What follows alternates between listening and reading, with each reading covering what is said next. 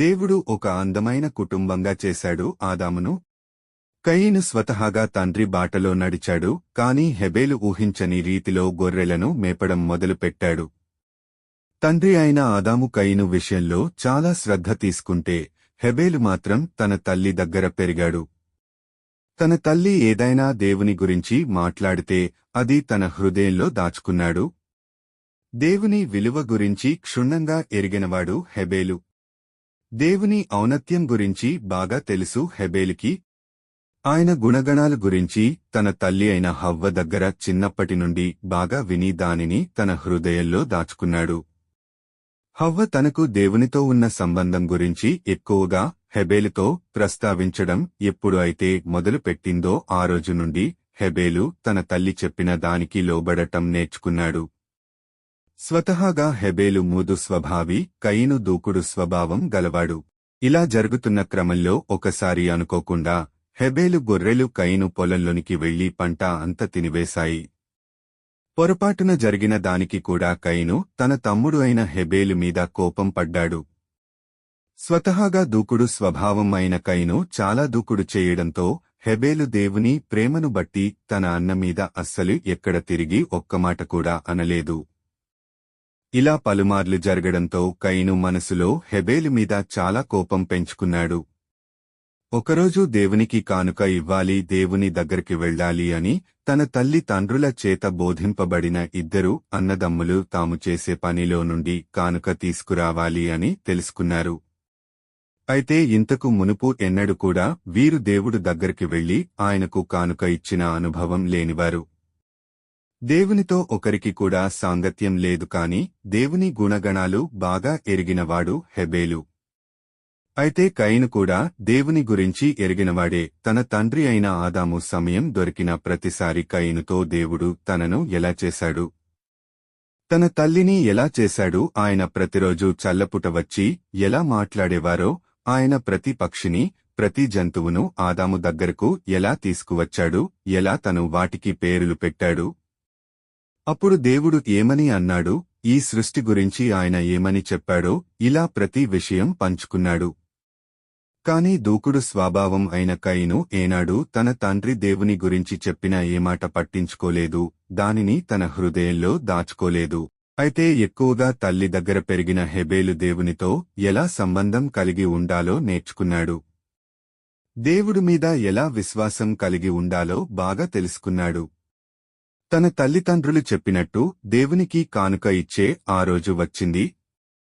అప్పుడు కయీను తన పొలంలో కొంత తీసుకున్నాడు. అయితే హెబేలు తన మంద దగ్గరికి వెళ్లి అందులో క్రొవ్విన ఒక గొర్రెపిల్లను బాగా వెతికి తీసుకున్నాడు.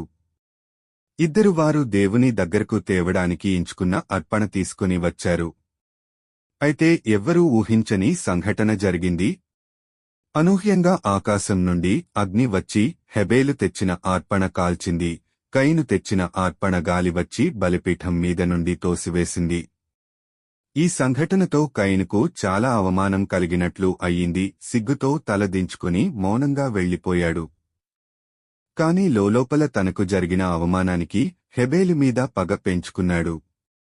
ఎన్నిసార్లు హెబేలు సమాధానంగా వచ్చి మాట్లాడిన కయీను తన పగను మనసులో ఉంచుకొని కఠినంగా సమాధానం చెప్పాడు తప్ప ఎప్పుడు తమ్ముడితో సమాధానంగా మాట్లాడలేదు. సరికదా, ఎందుకు దేవుడు నా అర్పణ అంగీకరించలేదు అని ఏనాడూ తండ్రిని అడగలేదు, అలా అని తమ్ముడిని అడగలేదు.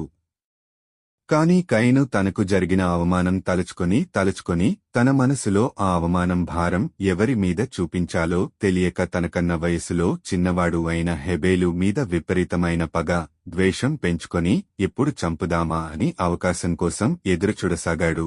అనుకోకుండా ఒకసారి హెబేలు తన గొర్రెలను మేపుకుంటూ కొండ లోయలో ఉన్న పొలంలోనికి వెళ్లాడు. చాలాసేపటికి కయీను వెతుక్కుంటూ అక్కడికి వచ్చాడు. హెబేలును చూసిన కయీనుకి ఒక్కసారి తను అన్నీ గుర్తు తెచ్చుకున్నాడు. హెబేలు గొర్రెలు వల్ల తన పంట ఎలా నాశనం అయ్యింది, దేవుని అర్పణ విషయంలో తనకు జరిగిన అవమానం అన్నీ గుర్తుకు తెచ్చుకొని హెబేలుతో మాట్లాడినట్టు నటించి వెనుక నుండి హెబేలు మీద పడి చంపేశాడు. ఆ సమయంలో హెబేలు తన అన్న చేసిన పనికి ఒక్కసారిగా ఆశ్చర్యపోయాడు. తేరుకొనేలోపే తల నుండి రక్తం రావడం ప్రారంభించింది. లేవలేని స్థితిలో హెబేలు కుప్పకూలిపోయాడు. అన్నయ్య వద్దు చంపవద్దు అని అనేలోపు కళ్ళు బైర్లు కమ్మాయి.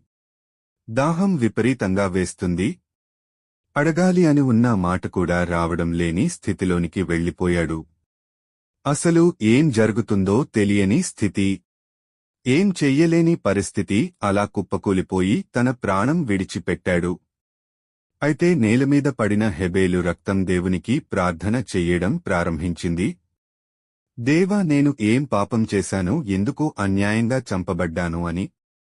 దేవునికి చాలా ఆశ్చర్యంగా అనిపించింది.